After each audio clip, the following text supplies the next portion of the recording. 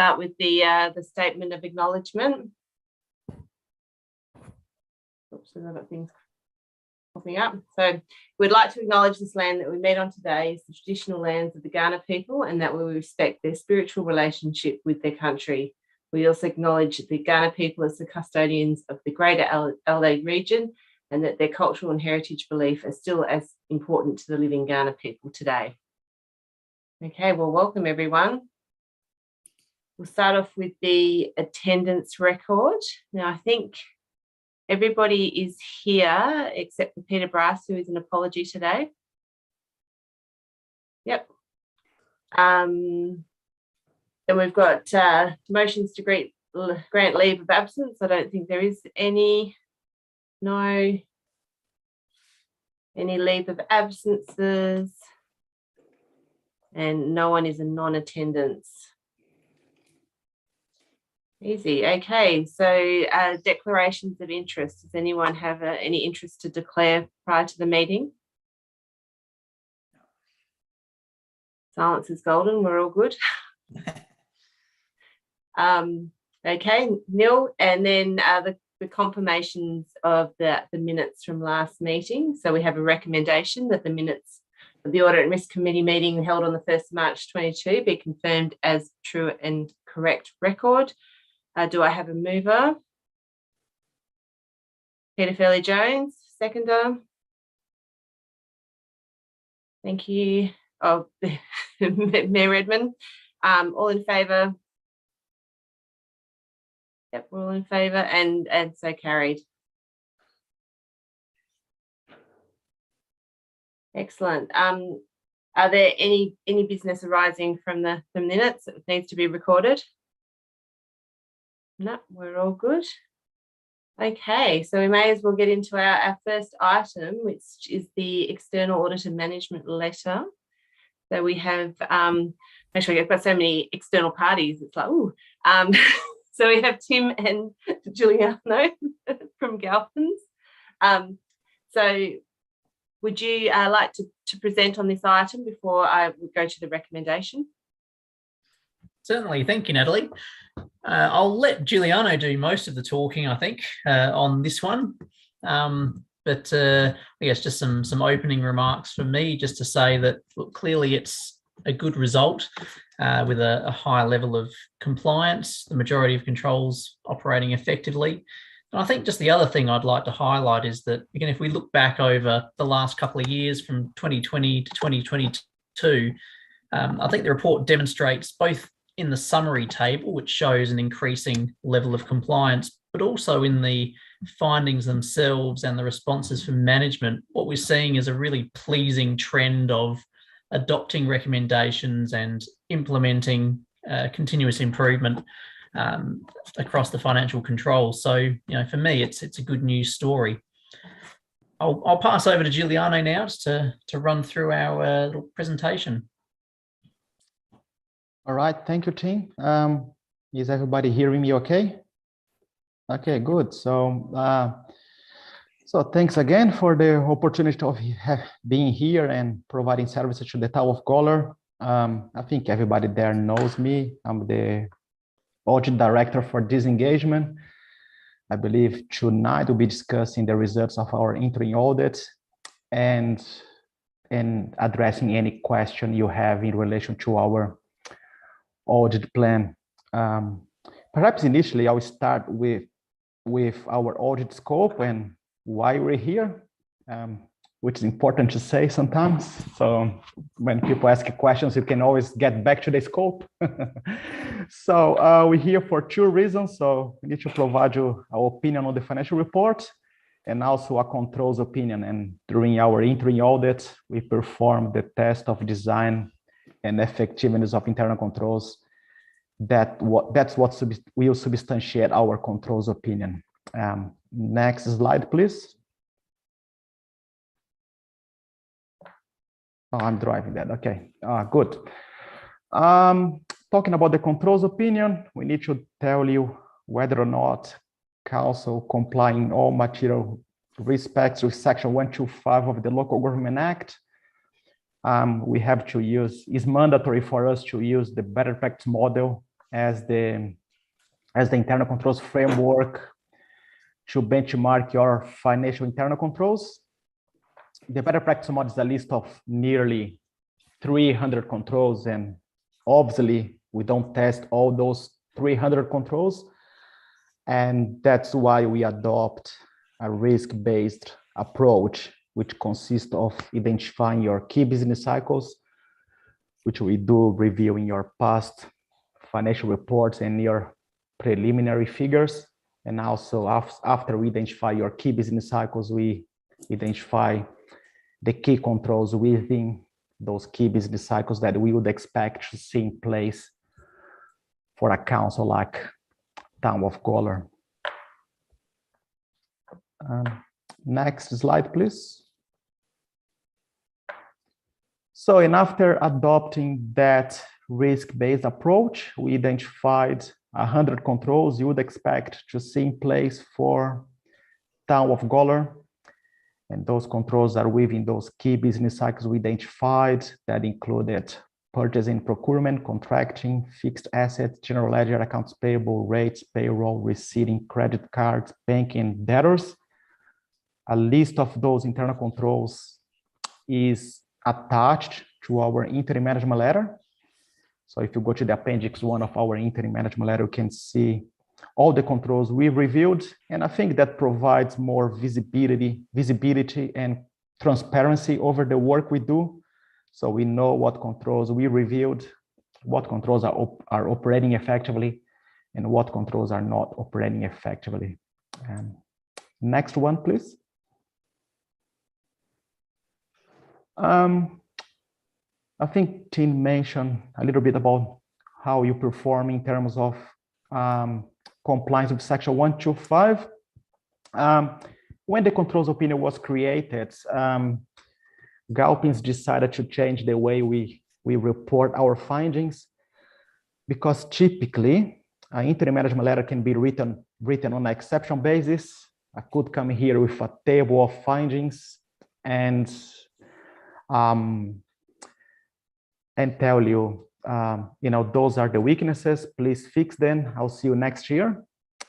And that's not, we do that as well, but our main intention here is to provide you and your stakeholders more context and the big picture in relation to the effectiveness of your internal controls.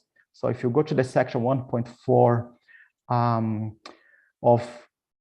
of our report, you can see that Council had 95 controls operating effectively out of 100, which indicates a high level of compliance with Section 125. We usually have 3 categories of clients. That's how we classify our clients. So you have the bottom category. Those are the clients we qualify in the controls opinion. Then you have the mid category. That's where Town of Gawler was in the first year. That's the council that just made the cut and demonstrated a satisfactory level of compliance. And now council is moving to the top level category of the councils demonstrating a high level of compliance with Section 125. I hope that provides you the big picture and more context before discussing the findings. We don't want to catastrophize any finding.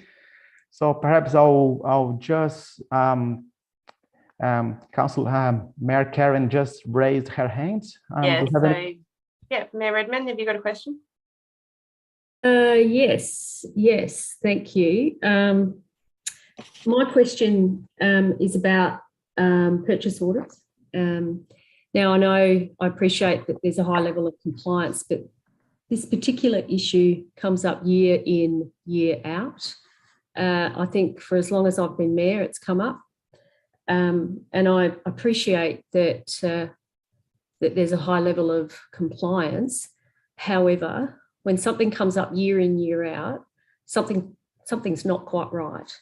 And instances of purchase orders issued after the date of the invoice is a yearly occurrence. So I'd like to know how you're going to fix this. Last year when I brought it up, the answer was, well, it's really difficult to, manage this because not everyone sort of listens, or we give education and training, etc. And we're finding it really difficult to manage, but it keeps coming up. So there's something not quite right that's not working. And from my assessment, I'm more than happy to have gaps, etc. And there'll be, as we talk later this evening, I'll talk more about that. But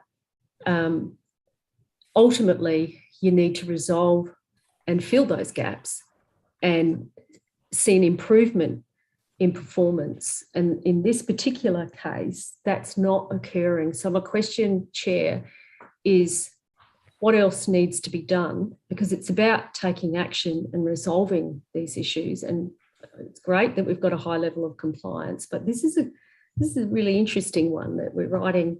We're writing purchase orders after the date of the invoice. So practices aren't changing. So I'd just like some commentary or some responses around that, because every year I highlight it and every year it comes back as not being addressed. Yeah, and in addition to that, I think there was one large one last year. They were all small items, but there was a $326,000 item this year. So does someone from management want to comment on that, Paul? Yes, through the chair. Look, I certainly acknowledge that this has been a sort of recurring identified weakness, but also I think Juliana or Tim might want to comment further, but certainly my experience is this isn't just a town of Gawler issue, it's a broader sort of sector issue. So we're not alone in that regard, but certainly acknowledge there's always areas for improvement. I think from the previous year we have improved, albeit yes, it's still been raised in the management letter. Just to quickly touch on the $326,000 item reference, because that certainly did prick my interest in that. That amount was our council's contribution to Department of Transport relative to the Gawler East Link Road. And so I would sort of deem that as a bit sort of a payment really sort of outside of the norm, that in itself wouldn't really be warranting a purchase order, because it's a contracted payment we need to make under the deed with the department. And I understand what happened in that instance was there was a purchase order generated for it, which I didn't think necessarily had to be generated, because I don't believe it has been generated in the past for that transaction, because it's just a deed of agreement and it's an annual payment that we need to make to the department. But I just wanted to provide clarity with the transaction of that amount. But I guess, Mayor, to sort of get back to answering your question, yes, again, acknowledge that has been raised on sort of a number of occasions in recent years, and we are looking to over the next few months have a total internal review of our accounts payable processes, not just specifically relating to this, but we're trying to identify, look at efficiencies that we can bring to the accounts payable process, because there is quite a few we've identified quite a few manual processes that we want to sort of streamline. And I think it's safe to say we would be incorporating this into that whole review process, and that will include further sort of training sessions and instructions through the staff, so that the message does get through relative to having compliance in this regard, because it's obviously not ideal to be generating orders after the receipt of invoices. And I would actually argue it's sort of really, in that scenario, it's actually inefficient to generate an order once you've already got the invoice. But from a also acknowledge that, I guess, from a accounting budget management perspective, one of the key reasons for generating an order in advance is such so that you've got committed costs against your accounts in the ledger. And if we're not generating orders in advance of the invoice, then that sort of weakens the ability to weakens the reliability of committed costs. So certainly committed to addressing this concern, because yes, I want to make sure that we can not have this recurring on the management letters in the future. But happy to answer any questions. Just had another question, sorry, Chair, in regard to the policy. There was some commentary on page 13 of the attachments. It said there's an opportunity to amend the policy on purchase order use to better reflect the desired use of purchase orders by staff. So I'm just a bit concerned. I'm maybe misinterpreting those comments, but it sounds like you'd write a policy around what staff are doing rather than what is best practice. Have I got that right? I think I can probably address that one, because I guess it's referring to the work to our wording in the recommendation. So what we're implying there is so we're not implying that it's staff who should drive a policy just based on just what they want to do because it's easy and convenient. It's just obviously best practice, or what's good practice needs to be taken into account. But that comment's made in the context of the finding as a whole, which is, as a preempt to that, it's about investigating, well, what are the reasons for non-compliance with purchase order usage? Because I think what we're seeing with the purchase orders is Paul gave a perfect example there with the 326,000 payment, where he's quite right. It shouldn't need a purchase order. Arguably, a purchase order is a waste of time, and preparing a purchase order is not consistent with leading practice for that particular transaction.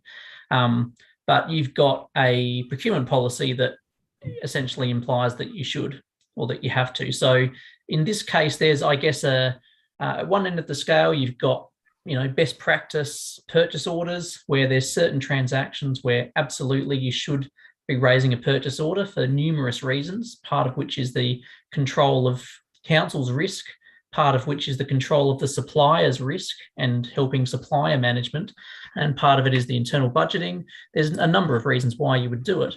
And then at the other end of the scale, you've got, at the other extreme, you would have no purchase orders being used and everything's efficient and easy and we just pay stuff as it comes in. And I think where you're sitting at the moment is somewhere between, good practice and having a policy that is probably overcooking it a bit and not providing, a level of flexibility that reflects the way that day-to-day procuring efficiently occurs. I think that there is absolutely scope to refine the policy further and introduce some aspects of additional exemptions, such as where there's a contract in place. If there's a contract, the majority of the procurement risks that are addressed by a purchase order are already addressed by the contract, so it becomes unnecessary in a lot of regards. And so where we refer to staff, to make that determination, you really need to be talking to the staff, the people at the coalface on the ground who are raising purchase orders and doing the procurement. They're the ones who are in a position to identify these types of opportunities and where the inefficiencies are occurring. And the starting point before you even talk to people is to look at the data and find out, well, where are the non-compliances occurring? Let's go and talk to those staff members and find out what's going on and why they might be non-compliant. So that's where what we're trying to sort of allude to with that comment.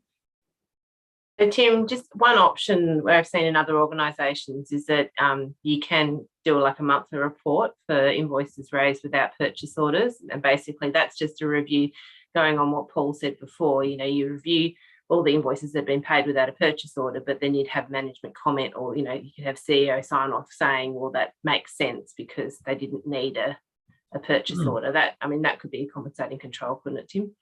Yes, absolutely. And that would also be a control which then would help to inform that continuous improvement, because when you start to see patterns, there could be a decision to remove add things to the exemption list, or it would also give some insight into, what's the dollar values that we're talking about with purchase orders, and in that context, what might be a sensible threshold, for a cutoff for requiring purchase orders. So that's really useful in a number of respects, in addition to being a monitoring control in its own right. Absolutely. And Natalie, that report you mentioned, a lot of councils address the issue implementing that report. The councils that actually effectively address the issue, those are the councils that have the report you just mentioned. And not only for what Tim just said, but also you can make people accountable, because that report you can actually send back, you can circulate the report and people can see, like for invoices with no PO, and then people will know who were responsible for that. So yep. yeah. Name and shame. Technical term. But no, that certainly has been one of the responses that we've had for other councils where we've raised this issue. And I suppose just to address Paul's comment earlier as well, it certainly is not just a Gawler issue. It is one of our more common findings. And I've noticed from my various audit committees, as well as just other general audit committees that I hang around, it's a common audit finding from other auditors as well. So it's right up there with one of the common issues. And it is inherently difficult to get 100% compliance, because you're ultimately reliable on humans doing the right thing. But it's certainly something that can be addressed and improved over time. And just to confirm, a purchase order was raised after the invoice. It's not like there was no purchase order, which is something that, so it's a step in the right direction. Yeah, not as bad, I guess. Mayor Redmond, does that answer your queries? Well, I guess next year will be the test. Will be the proof of the pudding. It won't be now; it'll be next year. And we're here from last year to this year, so I'll just keep bringing it up. All right, Councillor Kosh, your hand must be very tired. Have you got a question? Yeah, yes, it is. I had exactly the same concerns as Karen. But also you're reading the same points in the tables, etc. I've worked in organisations where it's been not local government, but other organisations where it's been an avenue of fraud, and I'm really concerned about this. And I'm just wondering, are there any repercussions for staff members that aren't following the procedures, or is it just something we just say, oh, well, we'll do more training and just forget about it? Through the chair, I can most probably comment in that space. Just before I do, just further to the comments just now made, as Tim and Giuliano have suggested, that the part of the solution could be reviewing the policy itself. And I know in previous times when this has come up, it has been sort of put to be by previous staff that should be consider increasing the threshold value under which a purchase order isn't required. Now, I think it's most probably opportune to look at that, because that threshold value is only $500, which on a $30 million operating budget is very small. However, I've had a sort of reluctance to pursue that, because my preference was to get increased compliance by staff rather than doing the easy fix of just increasing the threshold value. But that's reviewing the policy would be part of it as well. And in response, Councillor Kosh, to your question just now, as I touched on before, we're looking to do a very broad review of our whole AP process, including the matters we're talking about now. And yes, ultimately, for if there's a continual evidence of non-compliance by officers, then yes, there would have to be obviously internal discussions had with the relevant officer to then make sure that the compliance is met.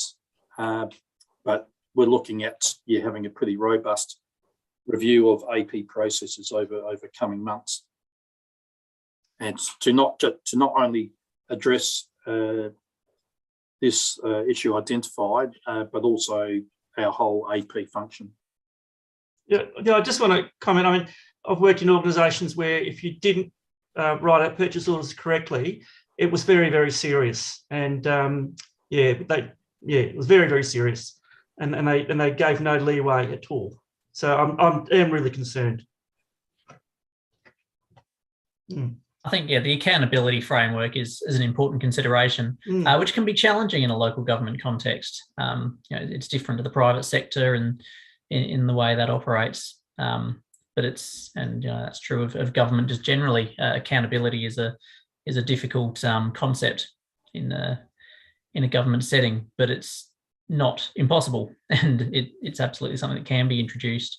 And I think some sort of monitoring control, as we've been discussing, is a starting point for having that accountability, because then there's transparency over who are the parties that aren't complying, and those people can be approached individually, and there can be some sort of escalation sort of built into that model, or it can be tied explicitly to KPIs and whatnot if it's at a high enough level, or to performance management. So there's different ways that you can address it, but I'd certainly suggest that should be part of the consideration of the AP review is what's the accountability. So I think go on, Paul. Through the chair, we have had the previous discussions internally in this space, and one of the more recent suggestions to be considered is advising our sort of key suppliers that unless a order is produced, that's done in advance, that the payment wouldn't be made. So I guess to help sort of suppliers in that space, knowing that if work is to be done, that they're insisting on the order being issued. So that's just suggesting that's another tool that we may be sort of considering relative to a number of our sort of key suppliers. And I know that's what some other councils do. Yeah, well, I think management to note the comments that have been made by Mayor Redman and Councillor Kosh, and we're expecting a 0 incident level next year. Peter Fairley-Jones, did you have a question? Yes, again, I would just like to reiterate what Tim and others have said, and it is you're no orphans in this quest. And it seems to me that it's a question of the system or the processes and people's behaviour, and it's sort of 50% one and 50% the other, in terms of what's caused is to blame, I suppose. I think also, correct me if I'm wrong, but you have a devolved type of procurement process, do you? Is that right? Yeah. Which again makes it more difficult. If you have it more centralised, then you've got somebody in the middle there who can process these things with more diligence. But I suspect part of it is the system, and I would encourage not to impose penalties on staff because of bad behaviour, but actually talk to them and understand what it is that's causing their misbehaviour, if you like, and try and diagnose what it is, and then maybe, and I suspect it is necessary to change the processes and the systems behind it, because I don't believe it's all the fault of people's behaviour. Some of it, absolutely, but not all.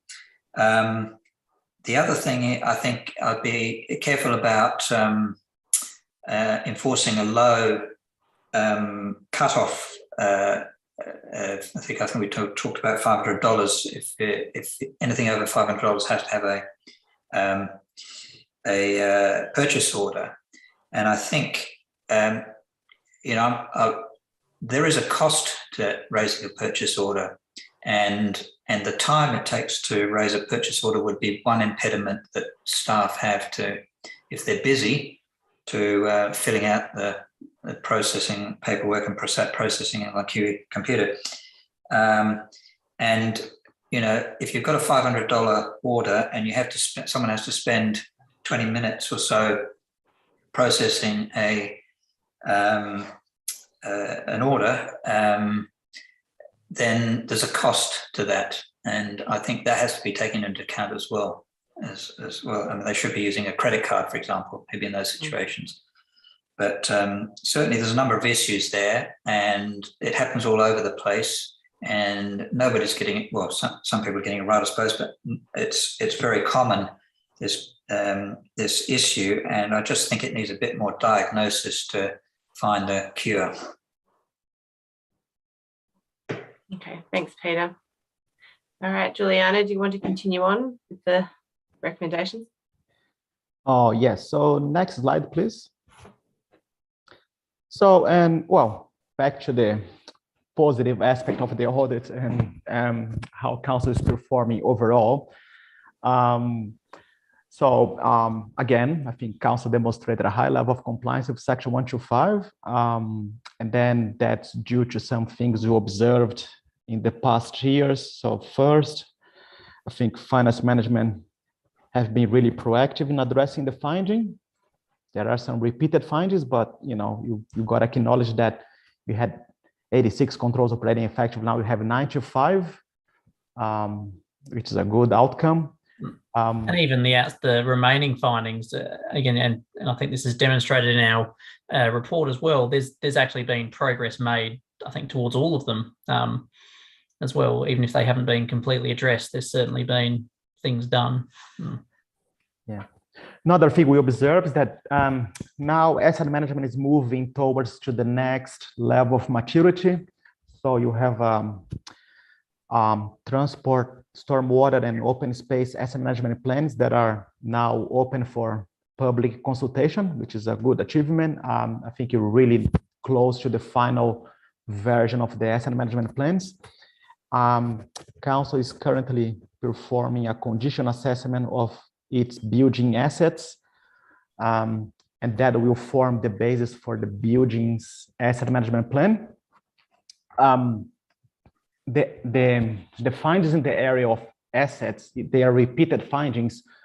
However, we can see that there are a lot of actions going on. Those findings, they are not, quick fix. We would rather council to take the time to address those findings and do that properly, rather than fix that for the sake of not having that being repeated in the report.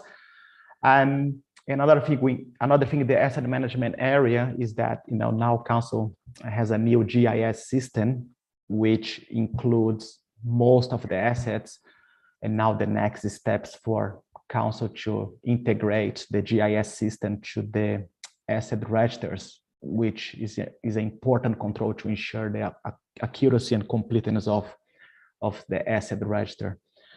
Council has a good visibility over the IT access rights. It's a really easy list to review, and then we can clearly see who's got access to what, and finance management is reviewing that on an annual basis, which a lot of councils are struggling with that matter. And I think council is doing well here. Council has successfully implemented process to review audit trails to the changes to the master file data, and that includes the supplier master file, the employees master file, and the property master file. And those controls specifically, combined with the IT access rights controls, I think they represent a good set of preventative and detective controls for addressing fraud risks. So I think that's a good set of controls, though, related to those last two topics. And the last thing we would like to acknowledge that Council, for the procurement area, Council was able to effectively provide all the documentation substantiating the procurement procedures undertaken. So Council has good record management system in the area of procurements, and that is important to remember that recently ICAC had a report for City of Playford that applied to all councils in South Australia, and the key focus of ICAC was in relation to record management system, especially in the area of procurement. And I think Council has been able to identify in their record management system all the procurement procedures undertaken were documented for any supplier selected at any time. So I think that's a good achievement, especially in the area of procurement. Yeah, I think it's fantastic, actually. It's even for us as well, it's one of our most common findings around procurement. You know, you can, if you look at examples of our management letters from any number of councils that we've looked at, it's a really common finding that there was procurement documentation that was unable to be located, and we've qualified our controls opinion for a number of councils on the basis of records management for procurement. So it's a big problem area for lots of organisations. But no, Gawler has at a really good standard, and even the actual, not just being able to find it quickly, but the quality of the documentation is really high as well. So the documentation of the evaluation process and working through an evaluation matrix and based on the different weightings, the different criteria, it's very clearly laid out. It's very easy to follow, and to follow that and go, I can understand why council has made the decision to select this supplier based on that analysis. It's honestly of a really good standard. And as Giuliano said, the rest of if you look at the other controls on this particular slide, you know, where we focused on the improvements. As Giuliano said, there's some really important controls from a fraud prevention and detection perspective. So IT access and audit trails, records management. These are all things that are going to, significantly reduce your risk of fraud. And asset management, clearly, for my money, is the number one most important thing for councils to get right is long-term asset management. So to see the growth in maturity in that space is really pleasing as well. So we're seeing lots of activity, lots of things have improved, and they've improved in really important areas. So I think the council is far better placed now than you were 3 years ago. So it's very good. Councillor Koch, did you have a question? You're on mute. Yeah. It's really about what Giuliano said about Playford, and I just really want to get some more background about that ICAC report. Who do I need to speak to about that? Is someone I can speak to offline about that, or it's probably not an issue for now, but yeah. So it is a publicly available report as well. So you can download a copy. I can look at that, and would there be enough explanation in there for me to essentially understand what the issues were? It's reasonably, it's worded in fairly well plain English. It's reasonably easy to follow. It's quite a long report, but you can work your way through it, and we're more than happy if you want to reach out at any point. Maybe once you've okay, right, I might do that because I've got an issue I need to talk to someone about. That was all. Sure. Okay, thank you. Cool. All right, Giuliano, do you want to keep going? Yeah, if you can go now to that the you've next. pumped everyone up. Yeah, next slide, please. Okay, and I think because council is reaching, this high level of compliance of section 125, and then is reaching a really good level of maturity in terms of financial internal controls, we sort of thinking about including additional focus areas for the next couple of years.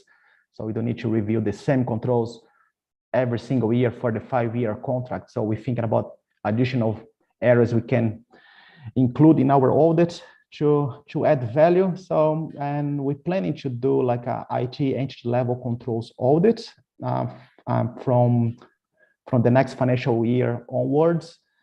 And that will cover areas of governance, change management, information security, backup, and third-party IT providers. We have an IT auditor that works for us, and yeah, we have our initial talks with finance management about that audit specific. So that's one extra thing we would like to add from next financial year.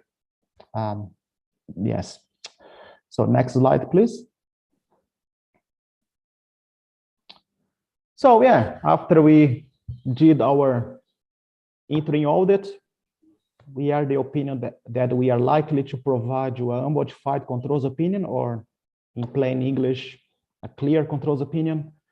And obviously that it will depend on the controls that were operating effectively during the interim audit. Will continue to be operating effectively until the end of the financial year. And I think that's the end of the presentation. We have to take any further questions.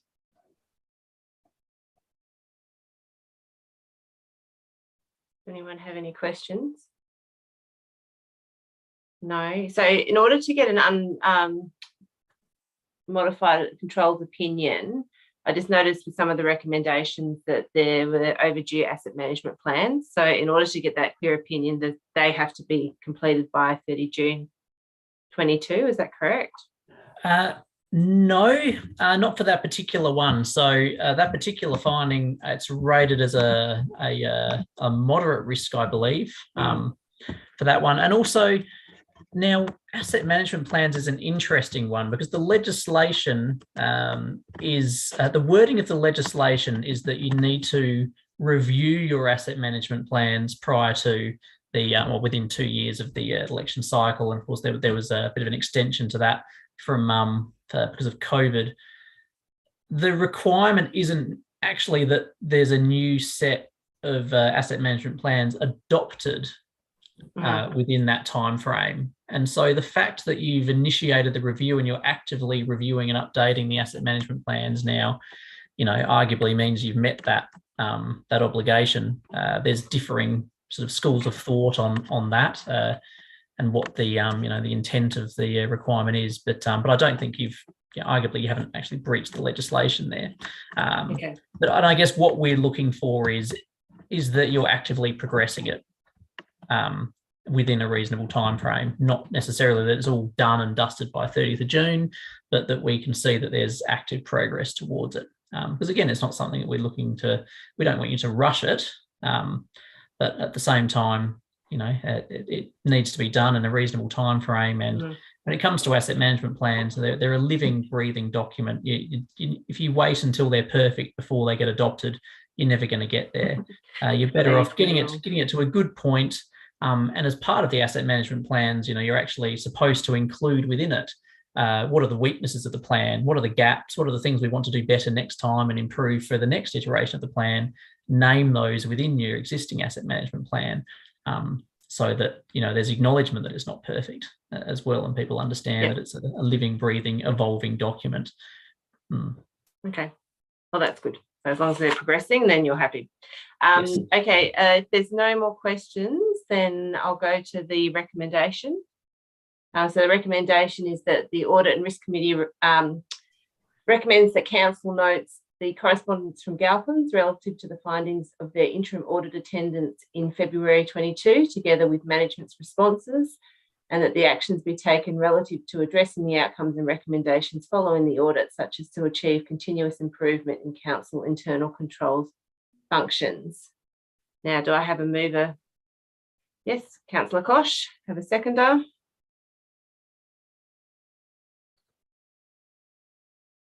Councillor Davies? Very good. All in favour? Can I just speak for a second? Are you moving or you're speaking? Yeah, I'm moving and speaking. I just wanted to thank Galpins for their great report. I really enjoyed reading it. A lot of insights, and I'm looking forward to it progressing. So fantastic. Thank you. Yeah, it's very comprehensive. Thank you. Yeah. All right, so all in favour? Raise your hands. Okay, so we'll carry. All right, well, thank you, Galpins. Next up, I think we're doing, it's the external audit plan. Hang on, just wait for Us again. it's you again. Sorry, I thought that was we're on to the other team. Go. Excellent. So, the external audit plan, so as we can take it as read, it's within the agenda. So the plan itself is in many respects similar to previous years. The key, so again, the key addition that that Giuliano alluded to will be something we'd be implementing for next financial year around the IT controls. And again, that's a reflection of the maturity that council's reaching with the controls, and we've confirmed that now through this year's audit. But essentially, it's very much the same focuses as previous years. Again, we've provided the list of controls that we'll be targeting, which is detailed in the appendix. And I guess with this plan, hopefully we're trying to provide, I guess, we try to meet a couple of objectives with this plan. One is that it's a statutory a legislatively required document for us. So we have to prepare this plan and we have to include within it certain criteria and content per the auditing standards. So in one sense, it's a document really for our audit file to demonstrate some of that compliance with the planning requirements. But we also try to ensure that it's a communication document as well, and hopefully provides you some insight into why we look at the things we look at, and why we have certain focus areas, and why we choose to do controls testing in certain areas and not in other areas. So hopefully it's provided some transparency around that, and we're very happy to take any questions. Councillor Kosh, have you got your hand up? Yes, yep, I have. I'm right. Can you hear me? Yep. Okay, yeah. Again, I've really enjoyed reading this report. It's really good. On page, I've got 30 of 193, you talk about artificial intelligence. So have you got an algorithm, or how does that work? Many algorithms, in fact. Yep. Yes, it's so artificial intelligence, is essentially just, what artificial intelligence is, it's a piece of script or code which attempts to replicate what a human would do. So in the case of the audit software, artificial intelligence software that we use, it's essentially an automated data analytics tool. Mm-hmm. So it's running numerous data analytics scripts over your general ledger in order to risk assess. Okay. But what it also does, and one of the, I guess, another sort of piece of the AI puzzle, is that it incorporates aspects of machine learning as well, so that those scripts continuously improve over time based on the data that you put through. And it also includes natural language ability, so it can read, say, the memos and descriptions against transactions, and also risk assess based on those, looking for certain phrases and words and whatnot as well. So it's next level data analytics. It's sort of the next sort of generation of data analytics, essentially. Well, that's good to hear. I wasn't sure exactly what level it was going. And also your diagram on the same page 30. How much of that do you already have when you start? Obviously, you wouldn't start from scratch, would you? Or, looking at, understanding our council. Obviously, you already understand us. So, would you start halfway through that diagram, or right from the start again? Yeah. So it does get revisited every year. It does. Obviously, we build on the knowledge that we gain. So the first year of any audit contract is the big one, and we spend quite a considerable amount of additional hours over and above our budget that we don't charge for, but where we document the understanding, and particularly around understanding the controls environment. That's quite time consuming to document that properly in our files. But then year on year we essentially we revisit that and confirm whether there's been any changes to the environment. We reconfirm our understanding from the past, because it happens from time to time that we document something wrong, and we talk to someone different the next year, and they're like, oh no, that's not quite how it is. So you build and improve on that over time, certainly. But clearly, the level of effort in the audit planning, reduces by the time you get to the 5th year of the contract. Yeah, that's what I thought. I just assumed that would happen over time. Yeah. Okay. Thank you. Excellent. All right. Are there any other questions? Right. Okay. Sorry, Peter Kelly-Jones. Yeah, I'm just haven't got a question. I'm just happy to move the Are recommendation. you moving? So we need 2 different hands. It's a good report. Yeah. Okay, so the recommendation is that the correspondence from governments regarding 21-22 external audit plan be received and noted. So moved by Peter Fairley-Jones. Have I got a seconder?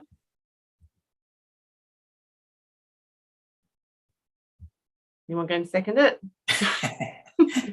Councillor Davies. It's like the Brady Bunch.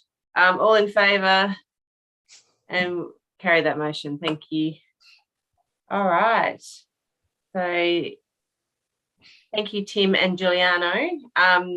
You can choose to stay or go, but we do have the internal audit reports coming up. In the event of, for good assurance, it would be nice if you guys, if you wanted to listen to the presentation from the internal auditors to make sure there's no duplication of effort between external and internal audit, that would be really good.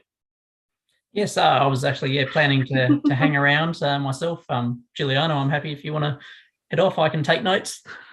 That's all right. I have some stories to read now, some for the kids. So yeah.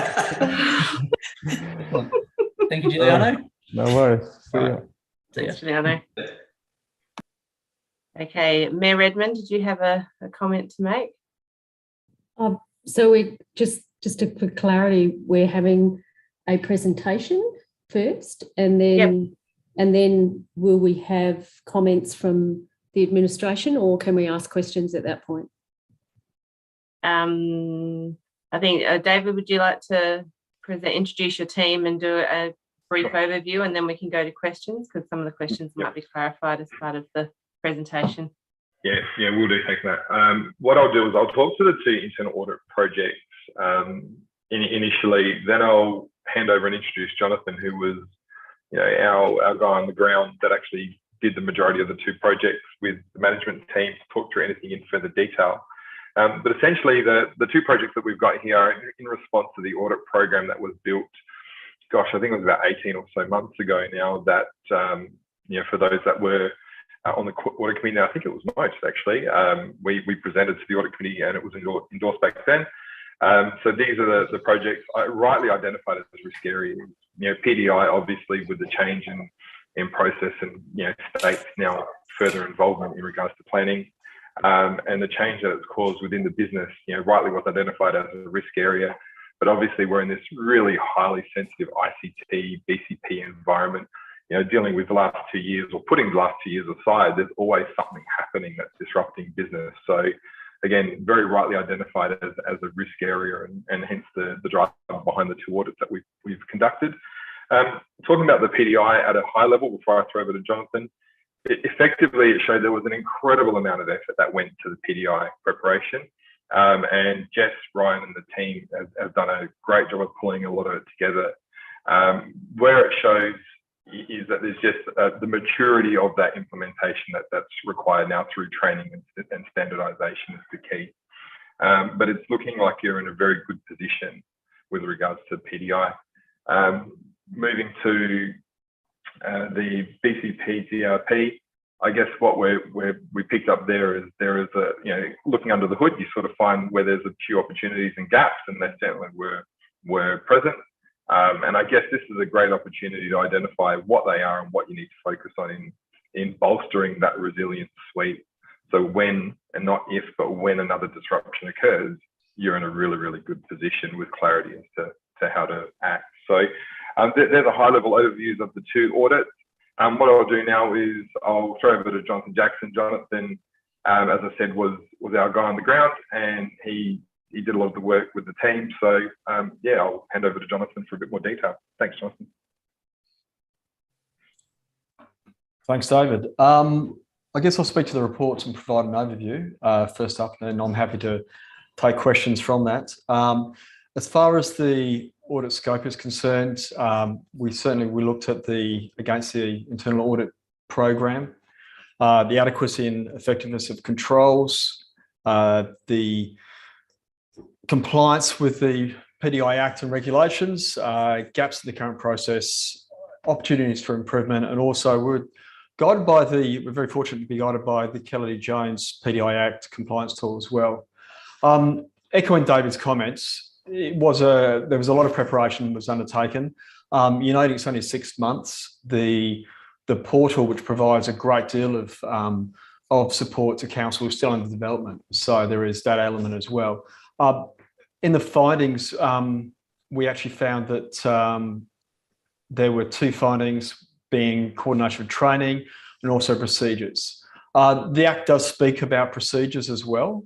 Part of that is covered by the portal, and the other element which is required by council to fulfil.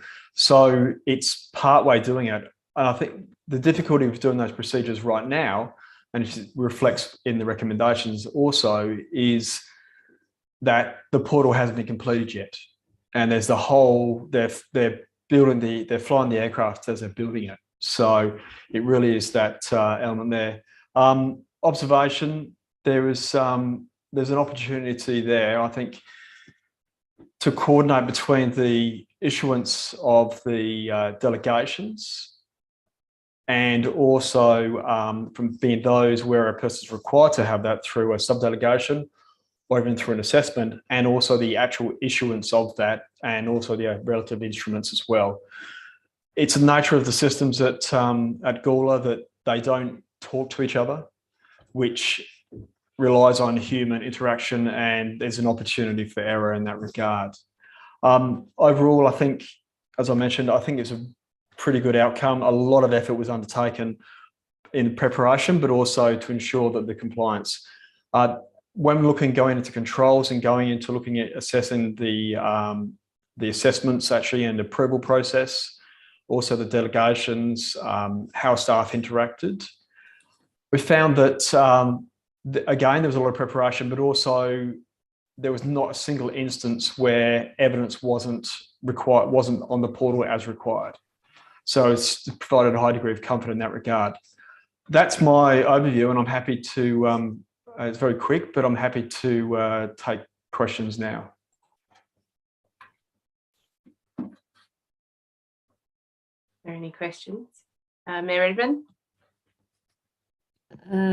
So are we talking about the Planning Department PDI Act, or are we talking about the ICT?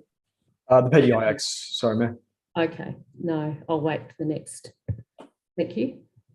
Just one question I had, courtesy of Peter Brass on the PDI Act, is: are you happy that there wasn't there's no chance of conflict of interest as part of, the approval of planning, that, someone's got a relationship with, someone that's put in an application?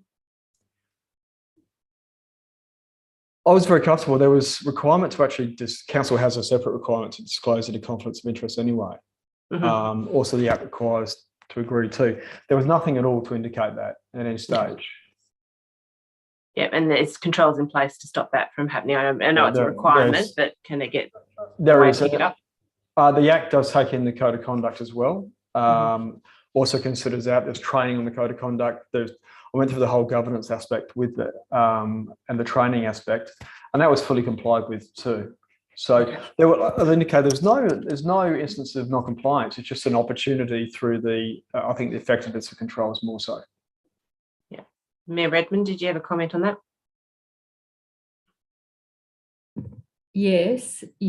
I'm glad that's brought up. I think there is an inherent risk there, given the new rules and given the authorities to planning officers. So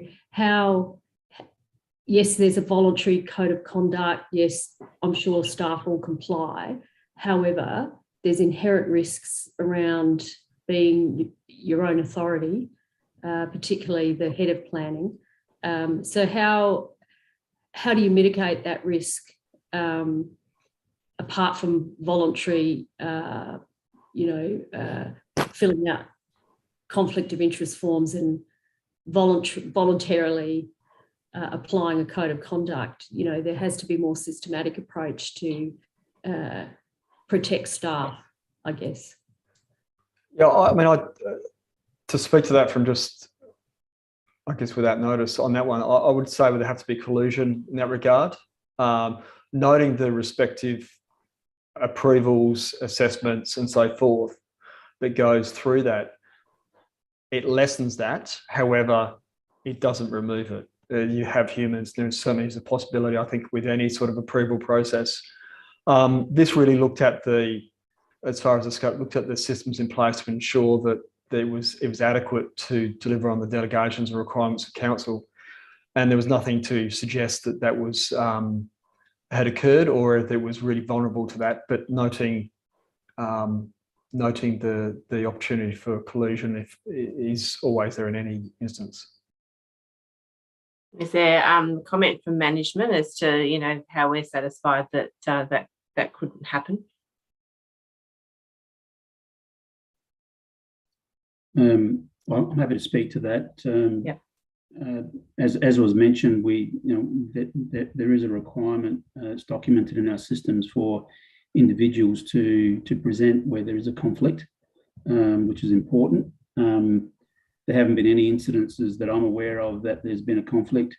There've been that has not otherwise been declared and then appropriately addressed by way of making sure that if there is an association from a staff member to an applicant having an interest directly or indirectly, then there have been occasions where that's been brought forward, been declared, and then other officers then taking responsibilities of files. There's been no incident where that hasn't happened and there have been issues. So as per the audit, I'm certainly comfortable that there are checks and balances in place in that regard. Okay, good. I don't know, David and Tim, have you seen in other councils how they're overcoming this potential problem under the new sort of Planning Act? Yeah, at the end of the day, the most reliable control, well, the most common control does come back to declaration. Unless you've got gross misconduct in this regard, it's very hard to identify by exception. You do have to have that, this is where the whole culture audit concept comes in, and that's another complicated territory. But when you've got that good culture and cultural control, compliance and respect for what's right, that's really what is the key underlying sense of self-declaration and ownership. So, and this issue of, dare I say, self-interest or the risk of conflict here is not just the PDI issue. It's everything we're talking about, from procurement to contract management to PDIs. It's every activity within the business, and it requires the integrity and the disclosure of the individuals as probably the most common and reliable control in many sense. Again, other than gross misconduct, which will generally rear its head somehow, it really is the most common form that we see. As I'm seeing as you've asked, Natalie, I can add my 2 cents to that. I guess just to, in addition to David's comments there, I suppose we're also talking just the broader fraud and corruption control frameworks that you have in place as well. So clearly, self-declaration is an important part of that. And the cultural aspect is absolutely a really important part of that as well. In addition, just having, one of the most important deterrents to that sort of behaviour, including collusion, is the idea that that people are watching and that somebody might see something I'm doing and blow the whistle. So having those frameworks in place where you have mechanisms to allow anonymous reporting by staff of things that they see that might be unusual is again a really really important part of that framework, and again something that you do have in place to the best of my knowledge. You have the fraud and corruption control policy and framework, and within that it describes the mechanisms by which staff are able to make those sorts of reports anonymously through places like OPI and whatnot. Yeah. Okay, thanks. Councillor Koch, did you have a question? Yeah, just another comment. I suppose I've witnessed over the years what I would call soft collusion, where there's just a little bit of pushing and a little bit of massaging and whatever to get a result. So I know I'm not talking about big fraud, but I've seen it where people have just sort of nudged people a certain way to get an outcome. So it's not overt, but it's just enough to get a decision their way. So I don't know how we get around that, but I have seen a lot of, I have instances where I've seen soft collusion. Yeah. Okay. Mm. All right. Everyone's happy with that. We'll move on. Jonathan, if you want to move on to ICT.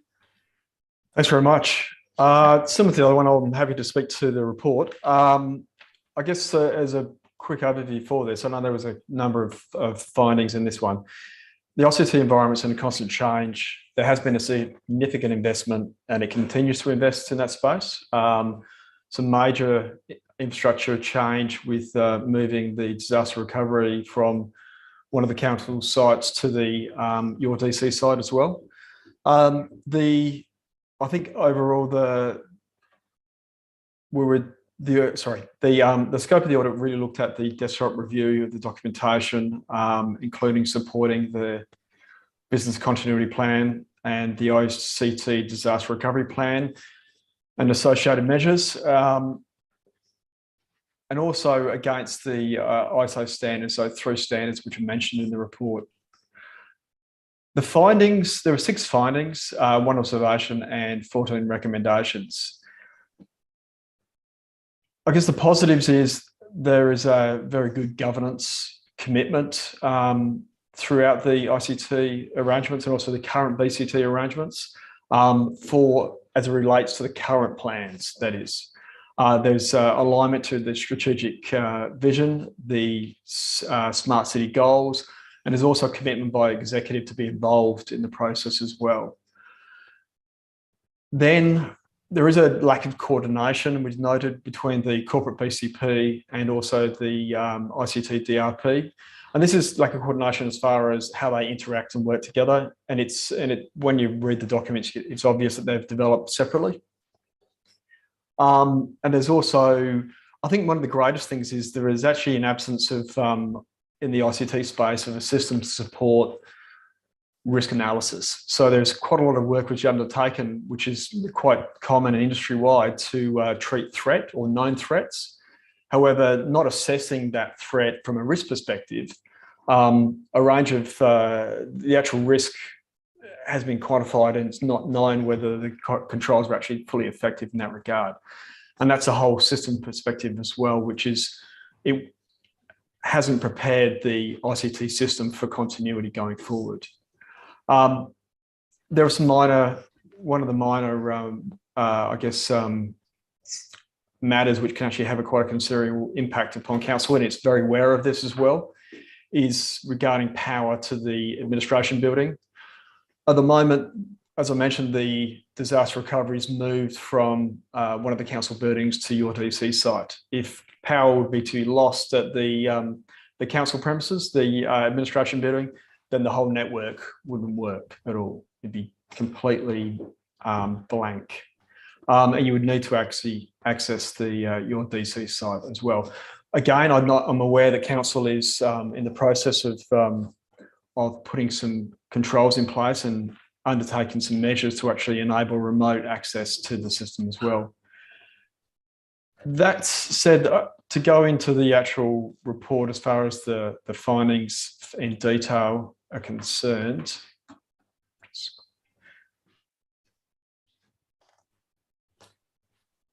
we did look against the ISO standards. They help inform the actual level of effectiveness of controls. And you'll see those 14 respective recommendations coming out of that. It is very broad, and I think that at the moment the current measures and controls which are in place aren't adequate to provide continuity of ICT going forward. That said, I'm happy to take questions. My mute button. Councillor Koch, did you have a question? Yeah, I've got a couple of questions. I just want to get back to, you said it wasn't risk-based some of the changes that have occurred. Yeah, that's Have you correct. actually tested those changes, or I'm a bit confused there? Whether they were effective anyway. That was my question. Yeah. Yeah, I think what it is when we looked at we looked at it from a system perspective as far as a desktop review. So when we went through that process, we was looking at it saying what process had been undertaken. So there might have been a threat identified. Does this threat address a risk? But there's no risk analysis. So that we can't say at that stage whether it actually was adequate or not. It's treated. Is it adequate? Isn't it adequate? There is evidence of some, however, sorry. Oh, okay. Yep. I'm just, disagreeing. Yep. Yeah, there is certainly evidence through the penetration testing that some of the controls were quite strong. Also, the firewall picks up a lot of cyber attacks as well, which indicates that that's actually working. However, if the threats change, or what other threats are there which haven't been mitigated, and that's what's not known, and that's probably the essence of the report going forward. But the reason why I ask is because I had an opportunity to sit down with the IT manager. He was upgrading my computer, etc., and he was explaining to me about these firewalls and cyber threats, and I was quite impressed by the level of sophistication. So I was just surprised, to read that maybe that wasn't the case. So it was just a bit of didn't seem to match when I read the report. Yeah, and I think what it's not to say that it's not going to be adequate, but it's going assess it, then determine if it's adequate. Okay, right. Now the second question is, you're talking about power backup. Are you talking about the whole building, or is it just the server? Because when we have power outages, it tends to be fairly short in Gawler. It's not days on end, but it tends to be hours. So, would the recommendation just be to maintain the server or all the operations? I understand the council is actually looking at the moment to actually do the whole building. So that's one of the I think, and I stand to be corrected on that matter as well. But I understand that's what they're looking at from both a continuity, but also from an. This is really considering power for the purpose of ICT. Okay, so it's not a 100 kilowatt hour battery or something, or it's less or more? There is a UPS at the moment, but it provides, I think, from memory, 1 hour. 1 hour, which is sufficient to our shut down safely. Okay. So but what that would do, that would then limit anyone else actually accessing the system. Okay, righto. Thank you. Okay, Mayor Edmund, have you got a comment? Yes, I think what this represents is the value of independent internal control reports and auditing. I think this is, the first time that I've seen a proper, even though it's a desktop review, I think that the first time we've really dove down into some of the gaps in our business continuity plans. The fact that the disaster recovery plan doesn't talk to the business continuity plan, the fact that we need backup power, that it's not coming up to standards, etc. I think Peter Brass made a really good point in a number of recommendations, but no management comment or response. And when will this be completed for the committee to review? I think it's really important to have that in writing so that we can see, not just a verbal response. I think it would be really good to have a report come back properly from an administration point of view so that the committee can actually see what's been done, what improvements are already in place, are happening or not happening because of lack of resource or whatever the issue is, because I think that's really important to understand how we make improvements and how we can make recommendations to council accordingly. So, yeah, they're my comments. I think there's lots of gaps. Certainly, it's a concern on one level, but I think that's why we do internal audits, and I think that's the value of that. So I look forward to more internal audits. I know they're confronting, but I think that what this shows is opportunities to improve and really do a really important quality improvement program as it relates to ICT. So they're my comments. Thank you, Mayor Redmond. And to further to that, I would like to see the management comments in the report. The recommendations do say consider. So I think if we can make sure that management does consider the recommendations and we can do what's achievable and practical from a council viewpoint and really consider the due dates as well. So we're setting ourselves up for success, and I'd like internal audit to review those as well to make sure. I mean, you've got your best practice and then you've got, solid controls in place, or, just so that, the environment's improved. It might not be perfect, but there's an improvement, and, that's adequate. I think it also reflects where we are in our risk management plan and our risk appetite. We don't have a risk appetite. And I think that the two are intertwined. And I think if the better we get at risk management, the better these types of internal audits will be, because people will understand what those risks are.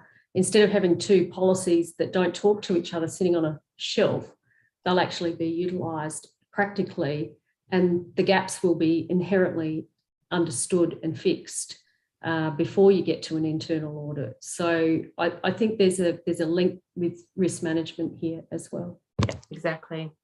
Can I Henry, just... Oh. Sorry, Jo, it's Sorry, Jonathan speaking.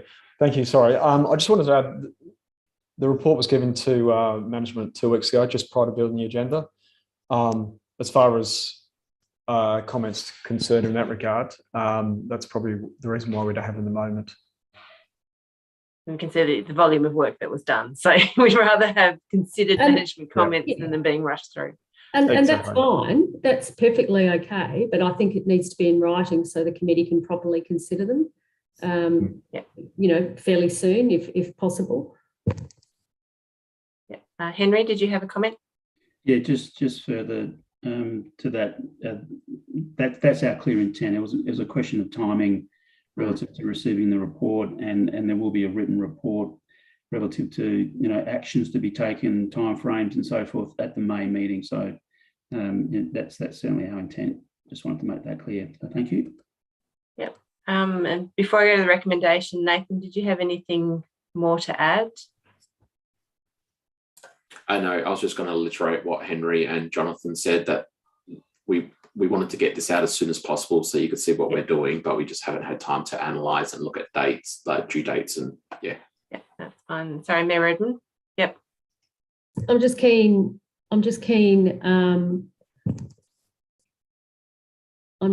to know what David Barrett, who's the manager of this area, what his comments might be at this stage. Through the Chair, thank you, Mayor Redmond. I'd like to acknowledge the super efforts of the team in working with Jonathan and Jonathan's analysis, as well as his tech gurus within his auditing company. The report is not surprising from our perspective. We know there are some gaps. We did a major infrastructure overhaul, as Jonathan was alluding to, which took effect just before Christmas. Essentially, we completed it, and the business continuity plan for council was developed before that occurred. So we need to refresh the business continuity plan to fit our new disaster recovery plan as a result of that infrastructure change. We are aware of that. The biggest gap we have is that linkage documentation under the international standards, which we need to develop and work on. That is a resourcing issue from an administrative perspective, and that'll be part of that action planning that we'll bring back in May. The positives that we have right now with that disaster recovery is it's a rock solid transmission service and duplication of all of council's systems at the Your DC site and the administration centre. 100% acknowledge that if power went down at the admin centre, the only way to get access to that site at the moment, to that infrastructure at the moment, is to be physically present at Your DC, which is an offer. We do have backup office space available to us at Your DC to operate, However, it's not great from a response perspective, and we're working with the providers at your DC about that virtual network access, remote access in the event that power goes down at GAC. And also, as mentioned by Jonathan, yes, we have been investigating backup generators for the administration centre site, not just for ICT, but emergency management and being a backup zone emergency centre if Roseworthy ever went down. So we're looking at that. We've lodged applications for grant funding to assist with that, have been unsuccessful thus far. But in terms of the actual audit, as Mayor Redmond rightly pointed out, it's great to get into the deep dive and understand where the gaps are and how we can improve.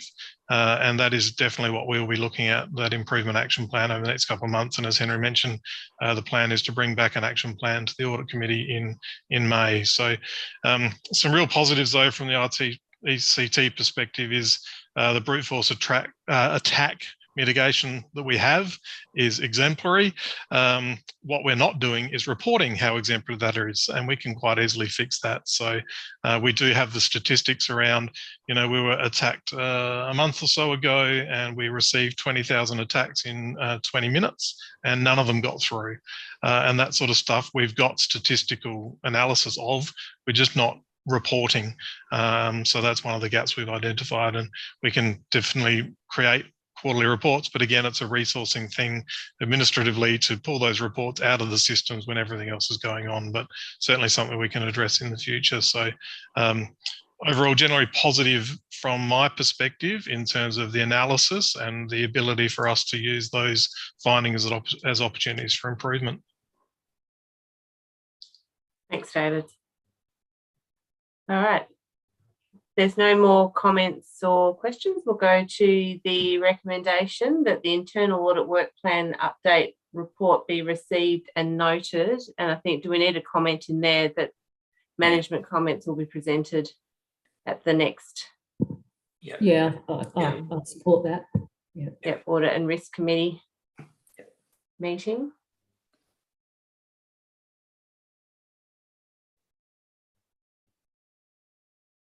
Sorry, Chair, can you? Yeah, management comments will be presented at the next audit and risk committee meeting. Is that the May one? Yeah. Yeah.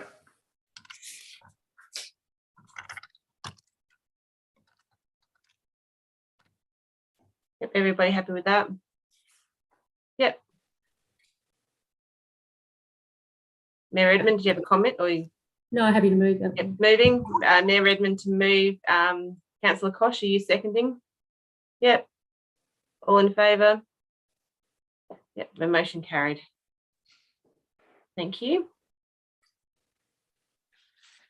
All right, and we're on to 6.4, which is the risk management update. This is how integrated they are, because we've got Bentley's again going for risk now rather than internal audit.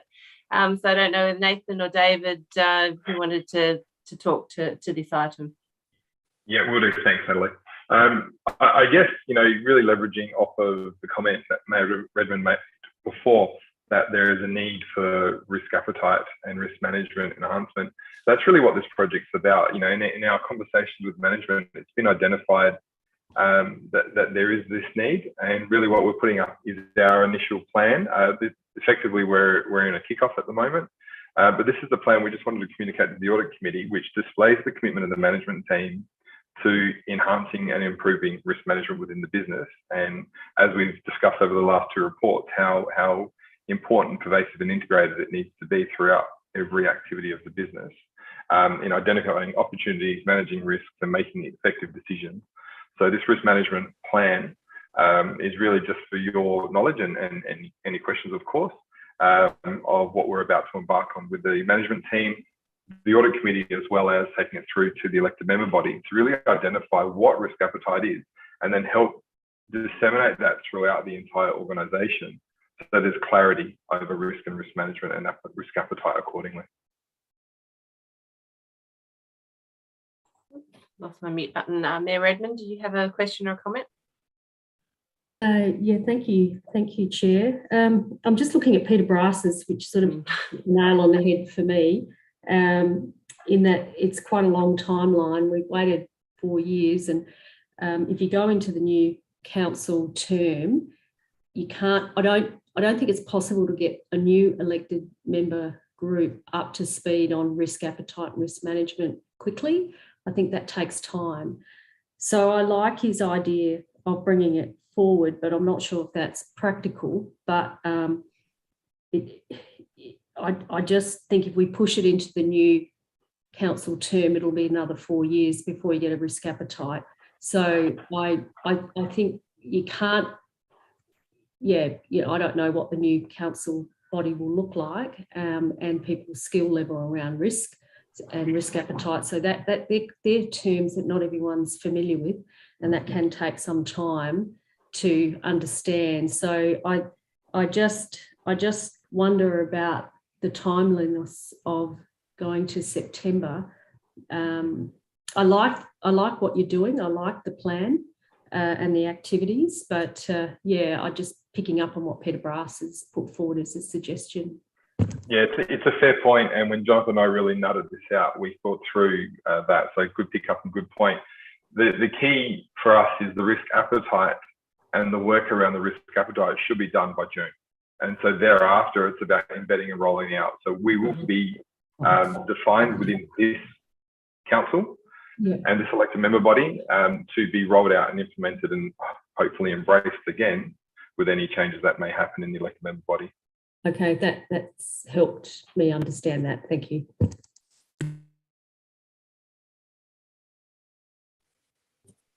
Okay, are there any other comments or questions?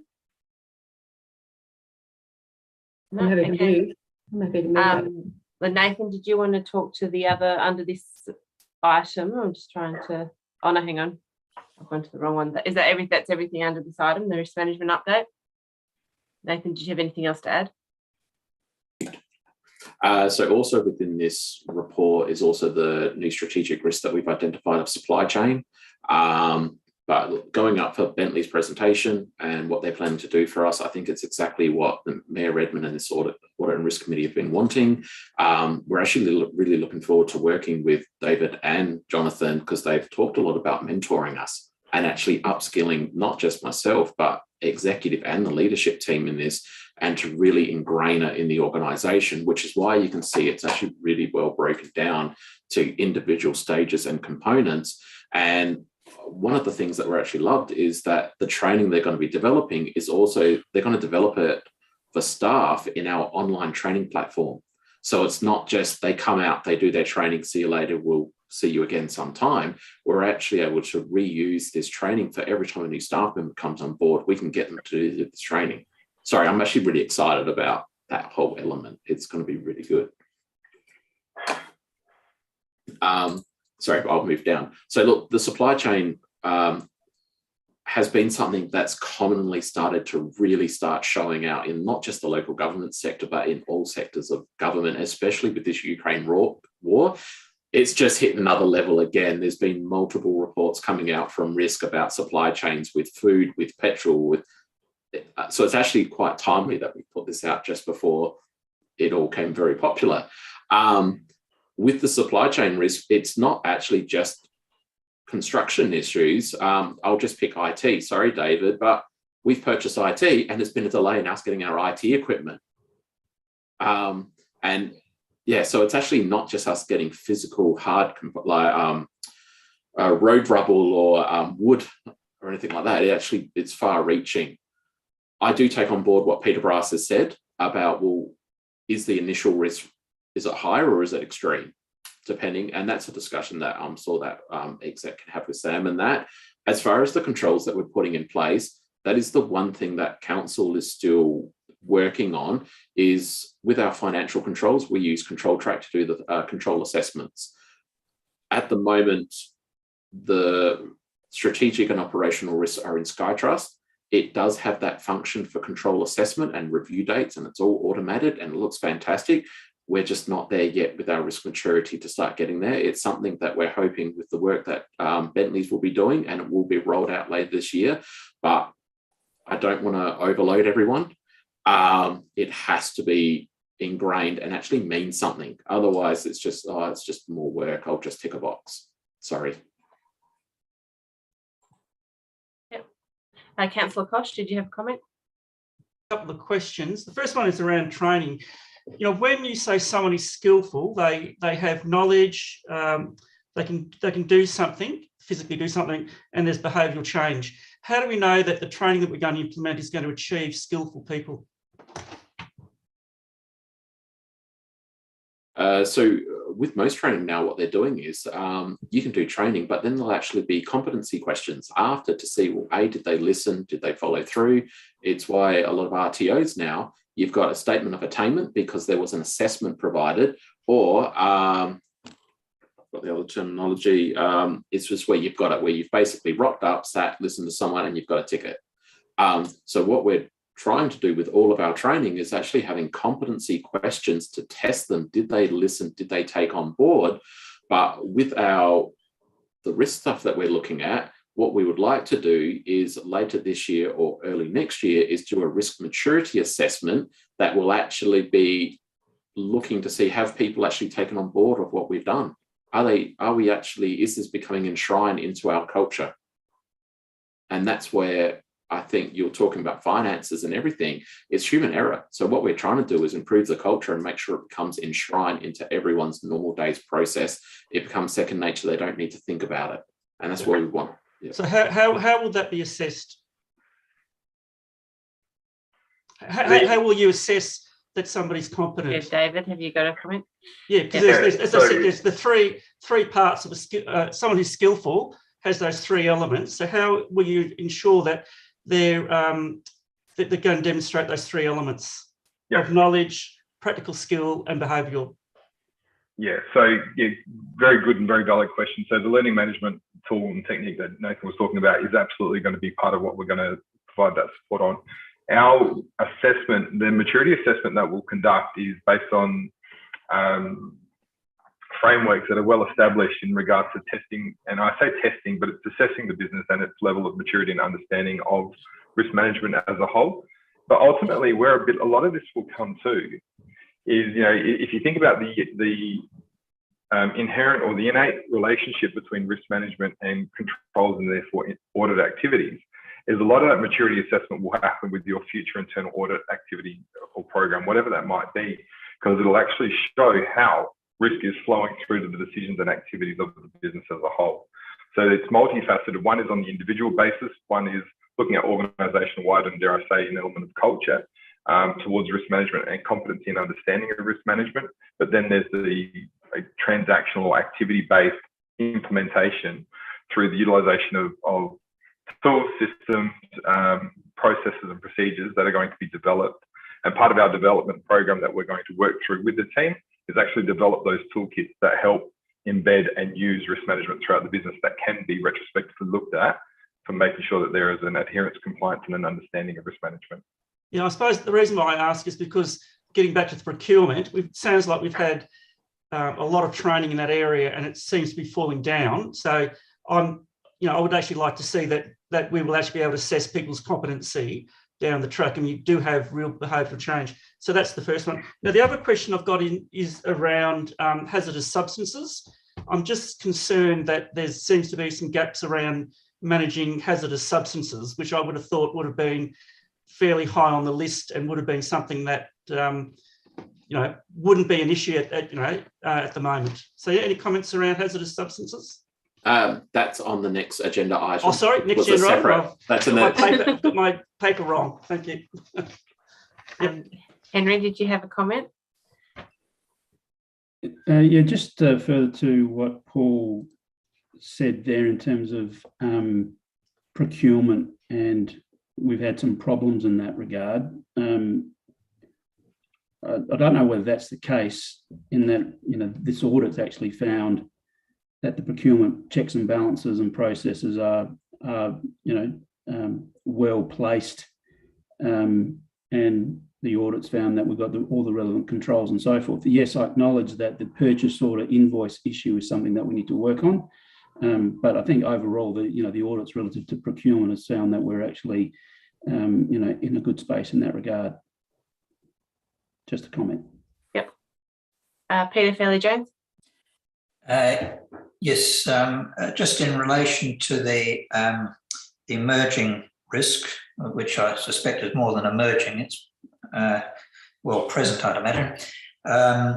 But the risk that's identified here, are there any strategies? Doesn't talk about any strategies for dealing with that risk. Not that there's a lot that you can do, but I mean, there's things like delaying projects, which I guess nobody wants to do until things calm down, war finishes and supply chain bottlenecks. There's more unemployment. But you know, there's that. I don't know if there's any other strategies, but has anybody turned their mind to how we might be able to deal with this particular risk? Sam might be able to help, but I can mention last week there was a risk forum between councils, and this is one of the agenda items that they were looking at. Unfortunately, I wasn't able to attend. It was saved on Zoom with what other councils are doing in this place. They may have had more time, they may have thought of things that we haven't thought of. So my intent next week is to sit down and watch that Zoom meeting. Generally, that councils that do have good systems that they're willing to say, they will also share documentation or their procedures or processes, what they do. So I'll be looking at that next week and then forwarding that on to Sam Delina, but also exec, to consider, are there any strategies or processes that we could review and utilise that other councils have developed? But I know Wendy, sorry, mental blank, it's late, I can't remember Wendy's last name, team leader of asset delivery. She is very keen to also talk with her team and look at how we can put stronger controls in place to try and reduce the consequence or the likelihood of this occurring. Yep. Thank you. Okay. Any other questions or comments on the risk management update? No, we're all good. Okay, so move to the recommendation that the Audit and Risk Committee receives and notes the risk management update report. I have a mover. Mayor Edmund, a seconder. Peter Fairley-Jones. All in favour? Okay, carried. Thank you. All right. Thank you, David and Jonathan. You can choose to stay for the next item, or you are free to leave us. Tim, same, if you'd like to stay or depart. Thank you. Yeah, thank you very much for having me, Natalie. Welcome. Head off I'll there. leave now. Likewise, thank you. Bye. Thanks very much. See you later. Okay. Thought they would want to stay for this one. Okay, so 6.5 is the Local Government Risk Services Risk Evaluation Report. Nathan, is this yours? Oh, why not? I'll talk again. I like talking. So local government risk services conduct these risk evaluations every 2 years. They're based on numerous documentations, whether it be the performance standards of self-assurance, which is effectively your work health safety staff, injury management, or your risk management elements are based on a sector baseline, which is made up of a working group, and they pull together different codes of practice, Australian standards, ISOs, to create a sector baseline. So this sector baseline for this round was actually created in 2019. We were supposed to be audited in 2020, but because of COVID, everyone got pushed out for the 2-year cycle. So look, this evaluation, it's quite intensive, and you'll notice that quite a lot of it was actually involving me. So usually there's about a week and a half worth of evidence gathering to populate the tools, and then they'll be out for 3 days, and then they'll present their findings. So they do mention quite a bit that their findings is only looking at 3 days. So if we haven't been able to find some evidence or something, if they can't see we met it, they'll give us a non-conformance because we can't show that we actually did meet it. Does that make sense? So there is a limited thing in there, which is where our internal audit program is great, because we are able to do deep dives and get very clear imagery instead of a bit of a snapshot. So look, I'll start off with the good one. Injury management, 100% conformance. We did fantastic in that one. With our roads and footpaths, look, the stats are on there. I've created a little presentation of what we're doing and what we're working on over the next sort of 2 years. when we look at the sector, we are comparison with the sector in many areas, and we are doing really well. But look, it's just ongoing progress work that we're doing. It's pretty much, yeah.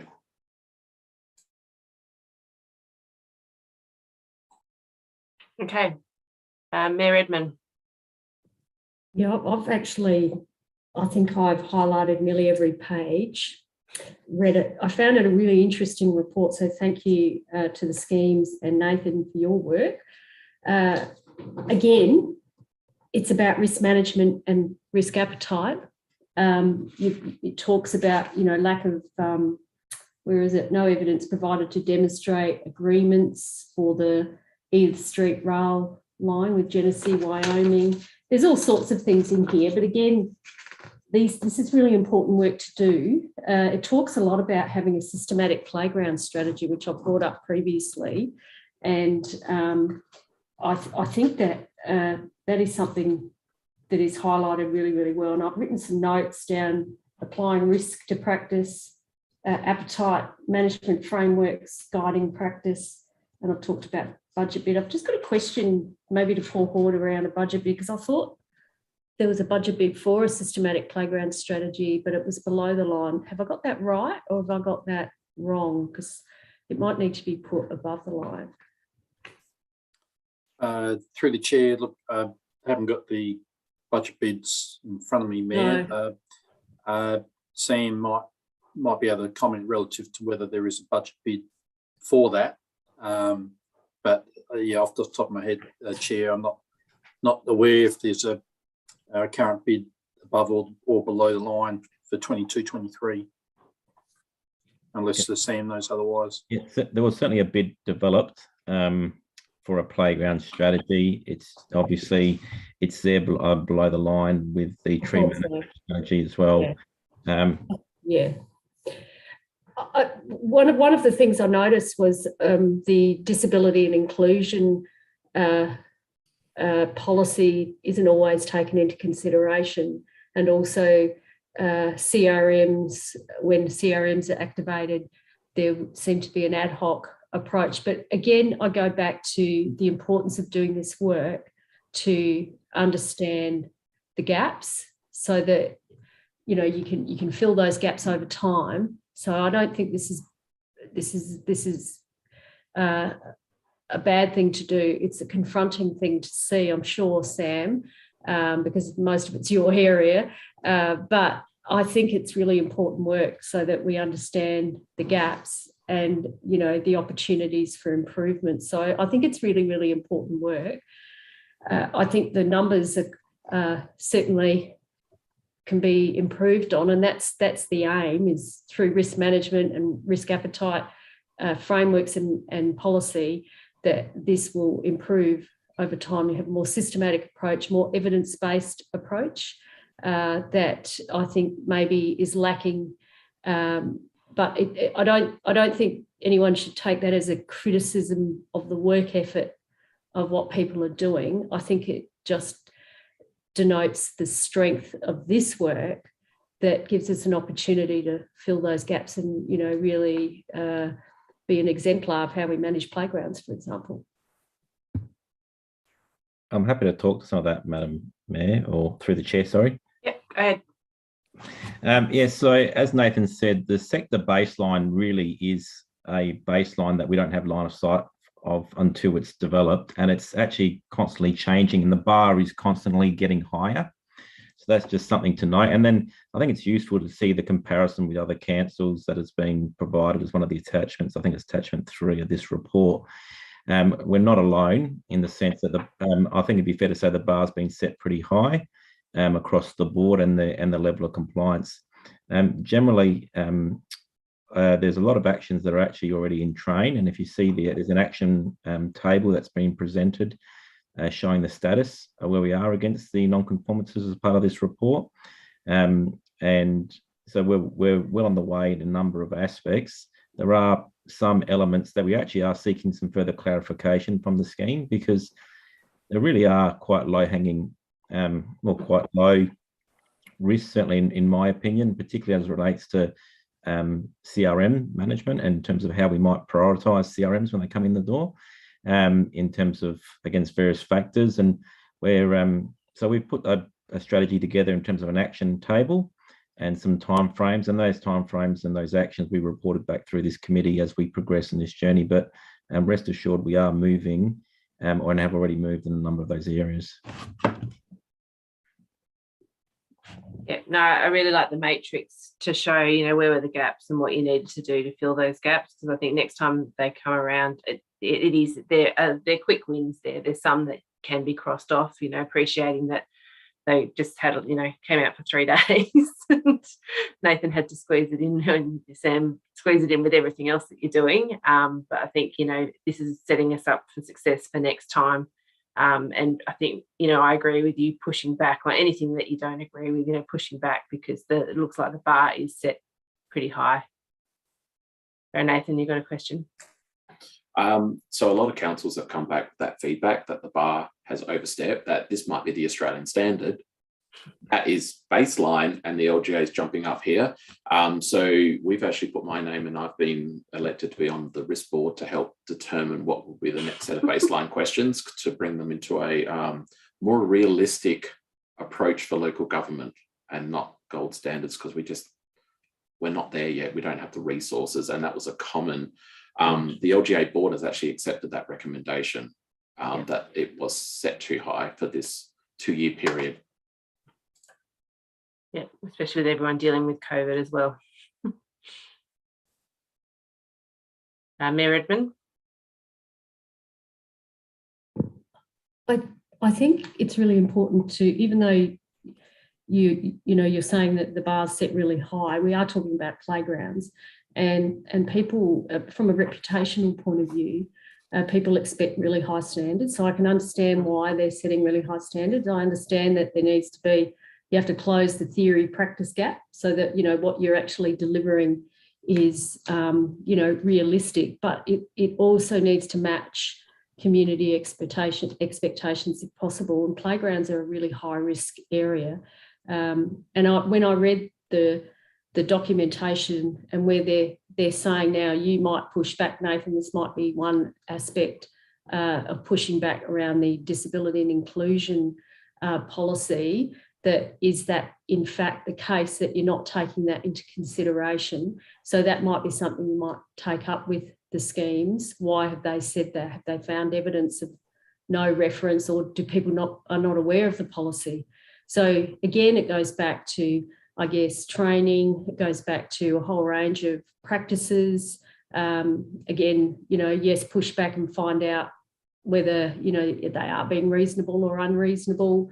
But, from a community point of view, people do expect these systems to be in place. And I think that certainly, the next time they do this, we'll have all our risk management practices in place, our management frameworks in place, our appetite in place, so that we have a much better understanding of how we're rolling this out. And also having a playground strategy, I think, is really, really important. We've got quite a few, and I think the time probably has come where we need to really do it in a more systematic way. So they're my thoughts. I certainly hear what you're saying, Nathan, about pushing back to the schemes and setting the bar really high, but I always think that's not necessarily a bad thing, setting the bar high. And it might be that improvements can be made in quite a systematic way. And as Sam said, they're already onto it and making lots of improvements anyway. But I think playgrounds are a really interesting one, and I think that I think the bar should be set high. So they're just my thoughts.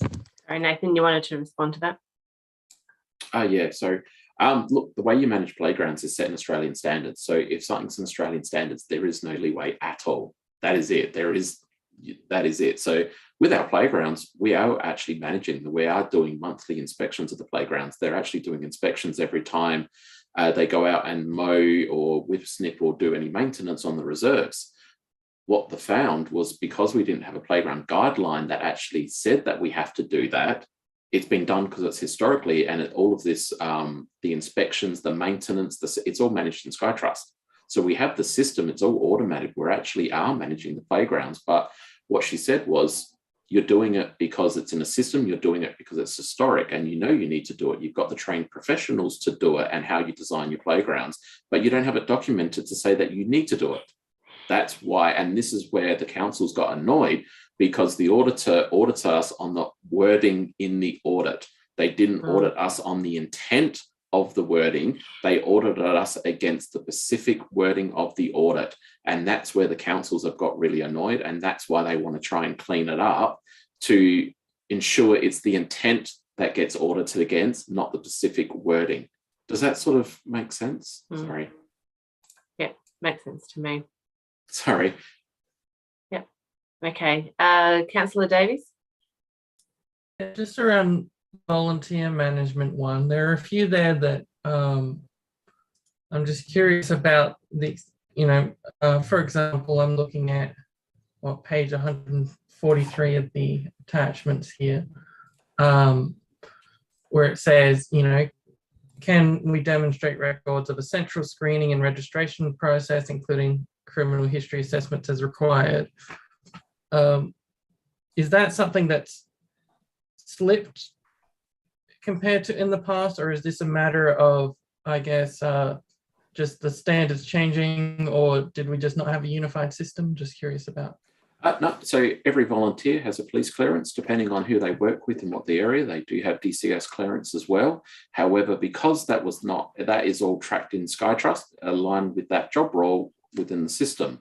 But because the position or the job roles were not updated to say that when we engaged Bob as a volunteer, because his role statement didn't say we needed to do a police clearance, that's where we got the non-conformance. We are actually doing it all because it's in the system. It's just not on the job role. That's what I thought. So I just thought, is that a, Yeah. Okay, Councillor Kosh? Yeah, thank you. Look, I'm looking on page 150 of 193, and there's a line in there talking about chemical risk assessment at the pool. Now, we're currently outside the regulations. Should we be concerned there? 50. It's under accountability mechanisms findings. Yeah, so we use a software system called ChemAlert to manage all our hazardous chemicals. So within that, it comes with all the job safety data sheets and tells us how to manage the chemical. It also says what is the minimum of what's the required PPE for that. What got picked up was we're putting all of those chemicals in the software system. We're using the required PPE that was also picked up. However, they're saying, well, you haven't done a risk assessment to see if you're using the least dangerous form of that chemical. Is there something else we could be using? And say for the swimming pool, we use liquid chlorine. Like if we actually go to granular or chlorine gas, it's actually a more dangerous version of the chemical. So we are using the least dangerous version of that chemical, but because we haven't put it in the risk assessment within ChemAlert, we got the non-conformance because we don't have the documented rationale behind it. So that action will be fixed up fairly quickly. It's just during refresher training, and the supervisors will be doing a risk assessment on that chemical, saying, can we engineer that chemical out? Yes or no? Can we? So it doesn't refer to ensuring that it's the right level of chemical in the water to make sure we're no the regulations. No, nowhere near that. All right, thank you. That's when I read it, I wasn't sure. That's all. Yeah, thank you. Okay. Mayor Edmund, do you have a comment? Yes, thank you. Yeah, just back on the job and person specs for the volunteers. Police clearances and checks have been around for quite a number of years now. So the policy document that sits around volunteers' roles haven't been updated in that time. Is that what you're saying, Nathan? Sorry, I'm just trying to remember the exact wording and what was the outcome. Within SkyTrust, we did a report of every volunteer that had a police clearance. We also did another report of volunteers that work with children, and they all had a yes, CSD. I understand that, yep. But I'm talking about the role descriptors. I think that's where the gap. That's missing. That's what you said. Yeah, the role statements that they're using had not been updated to reflect those clearances requirements. We knew that we needed to arrange those clearances from SkyTrust, but the JSAs were not updated. The role descriptions were not updated. Oh, right. And they're in the process of being updated? That's correct. So in the action plan down the bottom, that is one of the actions to update them to ensure accuracy. So what's the deadline for that? Have you got a timeline for that? I'm just having a look in the action plan. I didn't. No, that's fine. Quite pick that up. No, I can grab it. Volunteers. So they've said October 22, but I believe that can be sped up because once every role statement's been done, the volunteer will need to review it again and sign off that they're comfortable with that. Yeah, so that's probably why it's going to be to October, is just to try and do that liaising and discussion with each of the volunteers. Okay, thank you. Councillor Kosh. Yeah, I'll just get back. I can't find the reference I was looking for about the hazardous substances. So Nathan, could you just give me a breakdown of what the issue is there? I'm sure I read it there in this report. So legislation is that when you have a hazardous chemical larger than household quantity, it needs to be stored into a software system. So we use Camelot as our chemical register and stock tape. So that is a system that's funded by the LGA. Within that system, it provides the safety data sheets for staff to see how to handle that chemical, what are the emergency responses, and what is the PPE. So every staff member at the depot actually has remote access on their phones from the Camelot app. So the actual chemical and how to use the chemical and the emergency responses and the PPE, we are following and we are doing. The bit we haven't done is the risk assessment on that chemical to say, well, is this the right chemical for the job? Is there that least dangerous version of that chemical? Can we engineer this chemical out so staff don't need to touch it? That's the bit that was missing. Does that make sense? Yeah, it makes sense. Yeah, I understand. I work in this area as well. Thank you. Okay, yep. Okay, good. Okay, if there's no more comments or questions, we'll go to the recommendation. Flick.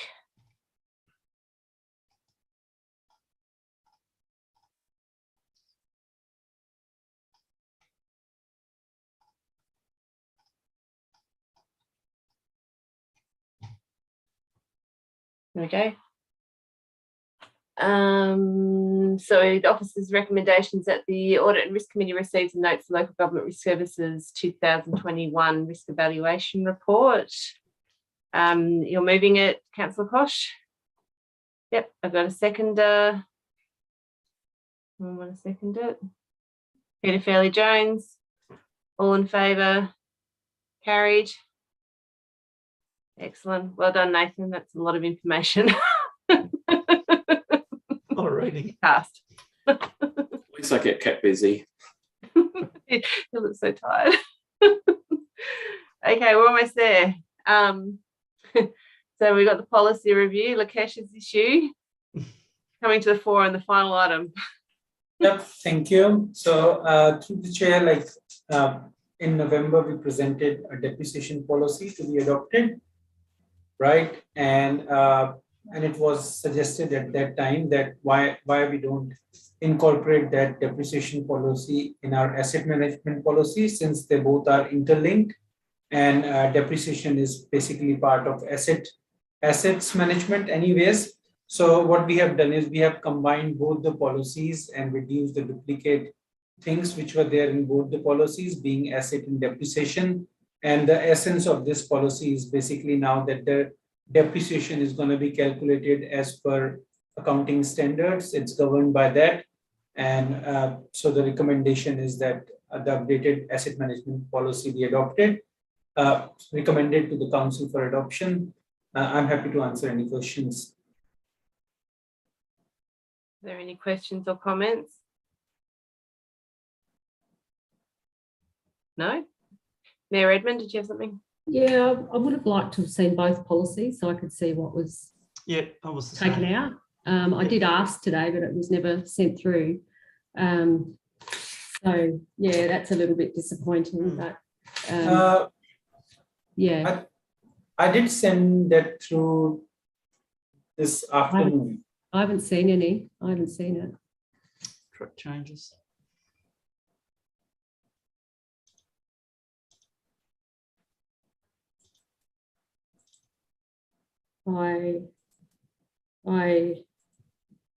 Yeah, Did, got did both any, of them. yeah, did, No, I haven't got anything from you, Lakesh. It might have.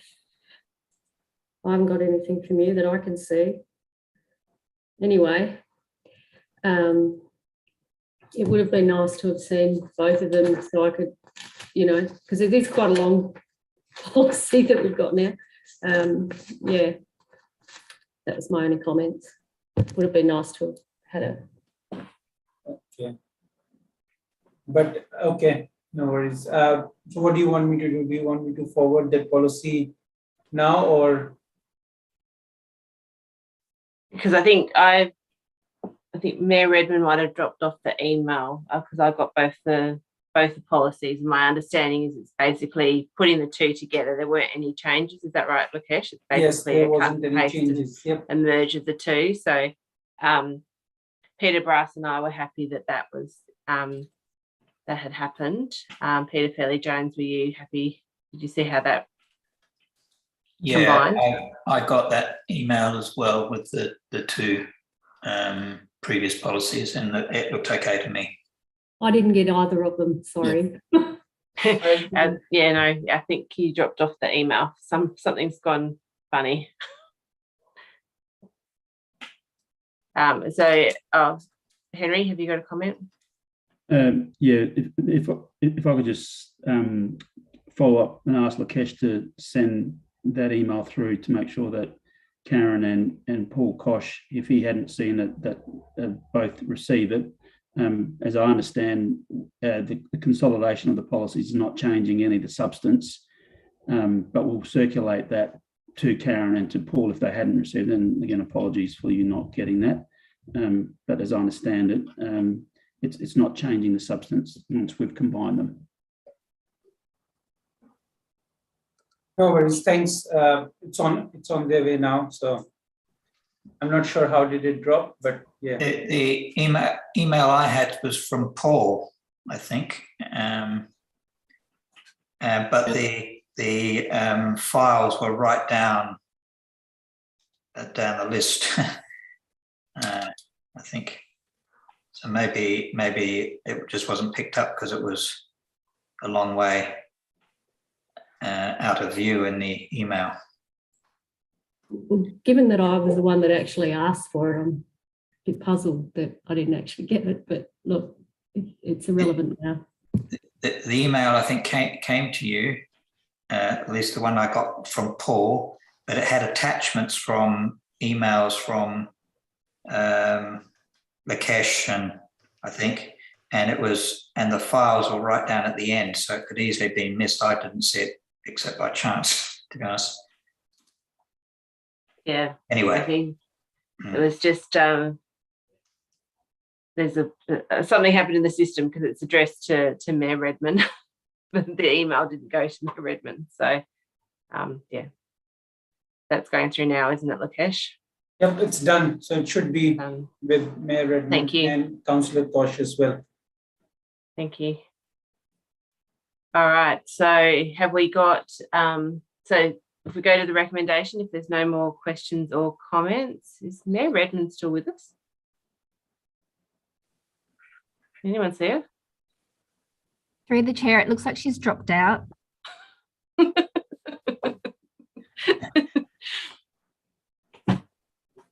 All right. Well, have we still got a? We can still keep moving. Can we still got a quorum? Oh, here she comes. She's back again. There she is.